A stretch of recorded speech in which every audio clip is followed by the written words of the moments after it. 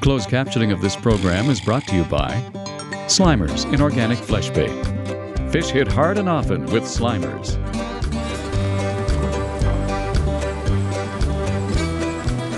Barb, did you have a hit down there? No, I didn't. Because I just had a hit here. Look at this. He is all stuck. Oh my. Look at the weeds, clump of weeds. Maybe that's why he felt a little bit bigger. So I'm going to make sure I don't hit you with the rod tip. I just have to take my time here. Look at that. I know there's a spinnerbait in some there. Now what do? Try not to get the hook in my finger while he's thrashing and get all this algae off my spinnerbait. And I don't want to hurt him because he's so cute. And look at this. I hooked him and then the line went around and it formed a noose. So not only did I hook him, Barb, the line went around and he was caught again by the noose around his maxillary. Look, there's a little baby pike. Look. Oh, he's got my twister. Give it back. Give it back. I gotta get my pliers. You know, these pikes sometimes get used to feeding on these grubs. They just don't want to give them up. Nope. But I had it on there as a trailer. Come on, come on. It's not good for you. You shouldn't be eating this kind of stuff, okay? Okay. Look how light he is. Very silver in color. I think they're so beautiful. They're an amazing fish, Barb, especially when you get bigger ones, you know. You know, both Barb and I are using plastic trailers, and this is the white twister tail that I've been using, and look, it's been ripped up. You can see, I don't even know if it's going to stay on there, but sometimes I like to tip my spinner baits, especially if you get fish that follow. And pike are notorious. They're kind of like musky. You know, I don't know if they're curious, but they'll follow your bait up.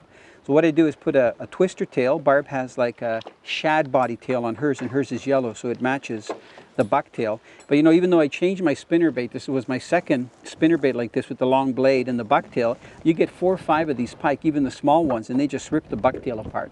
So, you know, if you can find spinnerbaits that have the artificial material, kind of like the doll here, you're probably better off, because it'll probably last a little bit longer. But just adding a little bit of a grub like that sometimes just helps to get those fish to commit themselves to hit. Because we've seen so many pike today, all different sizes, come up and then turn up the boat or boil or take a nip at it. But sometimes when you have the tantalizing action that goes around, it gets them to commit. Work them this way. I'm afraid to leave my rod Energy down. plus. Oh yeah. Wow. Is he still on there? He is. Okay, Yes. now what do? Do I grab him? I'm going to put the electric in neutral. Well, just let him swim around there for a little bit. Oh, he's going to splash a bit. Maybe he'll get off and I won't have to get my hands wet. Maybe not. Okay, if you lead him this way. Okay. Yeah, they're so healthy. Still He got nailed energy it, left. Yeah. Long, lean fish. Cute. You think he's over 2 feet long, Barb, or not? I would say 2 feet. Okay, let's check on the board. I'm just curious. Because when he hit, he looked like a missile.